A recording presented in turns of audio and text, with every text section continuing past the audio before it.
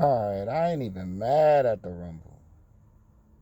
That went very solidly, all things considered, and I mean, out the gate, I thought that the pitch black match was exactly what it was supposed to be.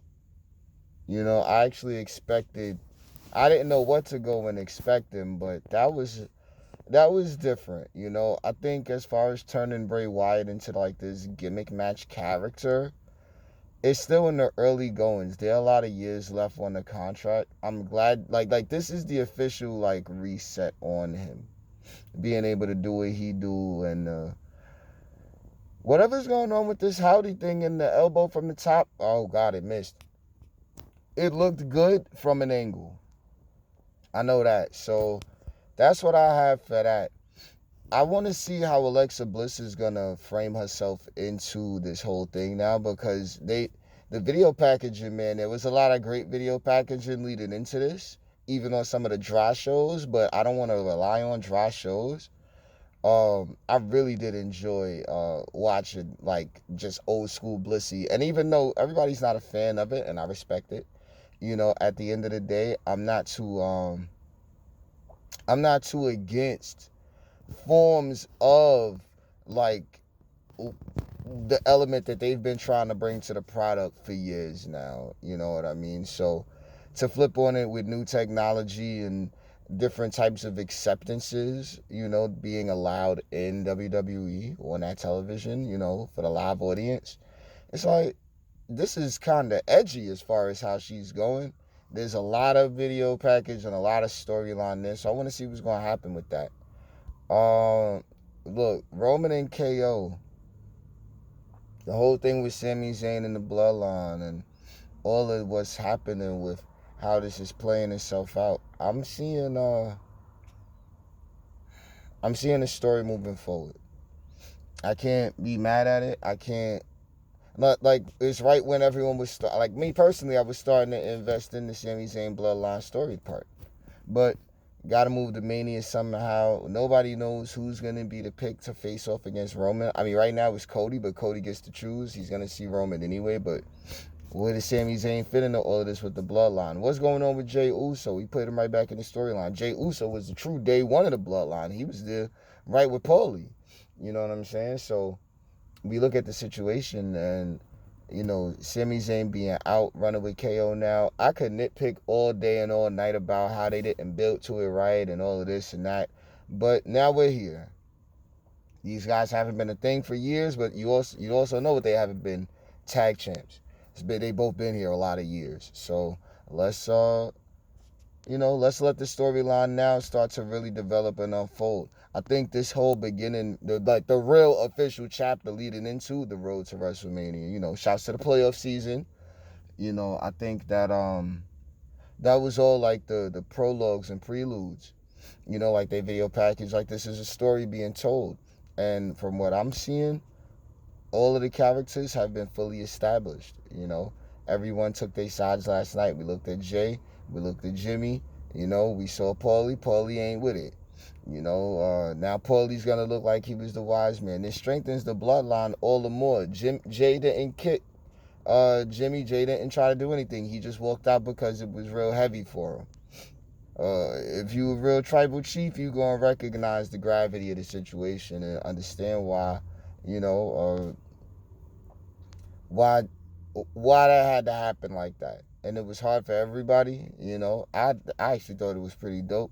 I was hoping that everybody was going to be able to go home happily ever after. KO would have just went home with a bad headache, but he wanted to keep on acting silly, so he caught that wreck. That's how I feel about it. Sami Zayn's turning on the bloodline. Like I said, I don't really understand where Sami Zayn was convinced by KO. It's that part. So knowing that, I'm not really going crazy over this. This isn't, like I said, I'd be nitpicking. Now, beyond that, on to the true main events of the evening. Man, I'm so mad that I don't have the 30 people, the 60 people that went in there and kicked ass.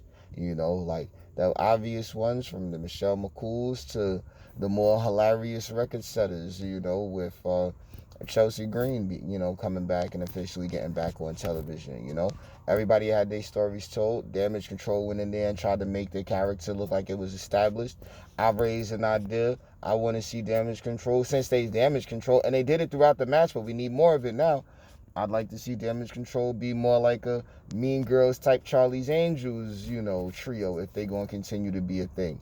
They worked well together in that match. It was great. A lot of NXT not call-ups, but Rumble opportunities was given out. I thought that was dope for everybody. I look at NXT wholly different now just because Roxanne Perez came up and was able to do her thing for a little while. I see what it is. It's still Team Cora. I'm mad she's not there, but bad attitudes. And I love it. So there was that, man. It was always Stark, Indy. They was all great. I was just there having fun watching. Rhea and Liv 1 and 2. Shouts to Liv, you already know. Liv was killing it. Rhea is now officially mommy. Piper Niven came back. I was saying that. I said if she come back, she gotta be motherfucking Piper. She can't be this dude drop shit. That was great. Oh man, Natty was on deck. Shayna Baszler was on deck. We moving into the Elimination Chamber, which Shayna Baszler still got so much, going with that. I enjoyed the Women's Rumble more than I enjoyed the Men's Rumble, but it's only because who don't like a good cat fight. I could keep going. I swear to God, I don't want to leave anybody out when it comes to the Women's Rumble, especially. Like, Zaya was great. Zelina was great. I enjoyed everybody going in there and getting it popping. I was wondering, hopefully, where Mella was at. I didn't know if Trinity was going to come outside. You didn't know. Like I said, Michelle McCool was fun to watch. Man, they don't even have it on .com as far as the list goes with all of the entrants. So it is what it is.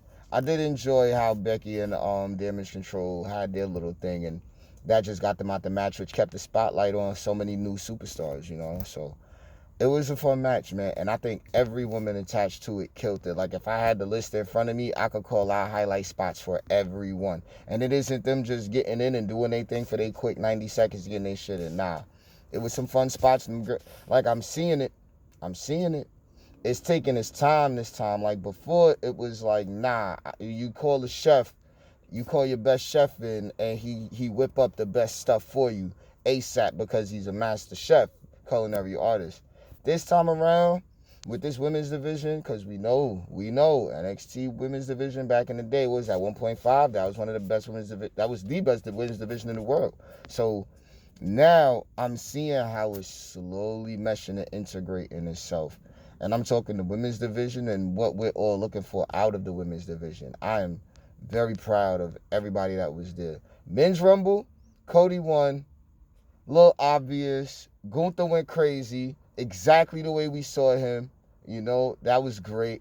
Wait, shouts to Bianca Belair, let that be clear. Don't forget that. B was out there killing it. Like always. I thought the match with her and Bliss I thought it was solid.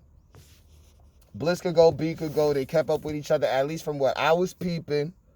Like maybe I wasn't really watching the match with a sharp eye enough to be judging a lot of things, but I'm not here judging it. Judgment Day looked great out there last night. Dom was excellent in the Rumble. His character's actually really coming in well. I'm liking him. I'm starting to like him. And I'm not just talking with their little video package, it's beyond that. So I'm liking what Dom is doing. Judgment Day is killing it. Who else was in that Rumble who killed it? The later numbers was a little obvious. The early numbers was like, man, Gable was in there, killed it. Otis was in there, killed it. New Day was in there, killed it. Did they think? We was hoping we get to see Big E come back. It was a no. All right, no problem. Sasha might have came back. LMAO, yeah, right. Okay, fine. Maybe we'll see her next year or something. We'll keep waiting. So, Cody winning the Rumble. I mean, but now at this point, all right, Theory was in. He looked great. Gargano was there for a little while. He looked great. Braun has been on fire. He looked great.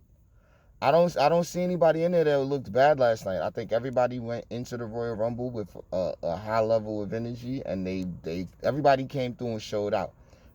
Pat's back on commentary, at least for the meantime.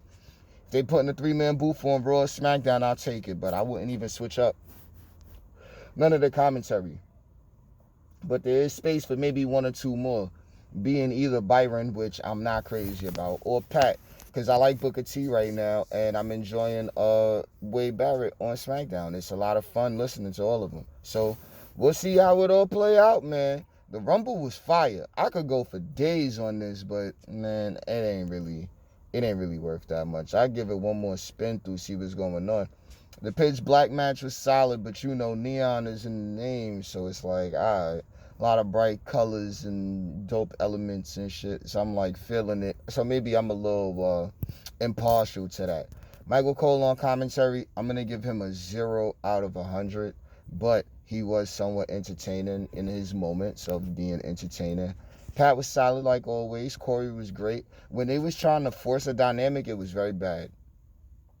When they were talking like, you know, not hip old men, because that is how they were starting to sound after a while, I was not entertained. But ultimately, like, overall, no bullshit. We can't even grade Michael Cole at this point. What's the point? But no, like, really, I'm, you know, joking aside, everybody's out there. They killed it last night. Everybody killed it last night. I had a great time. Bray tripped on a wire coming down the thing. Fuck that. That's super nitpicking. What else?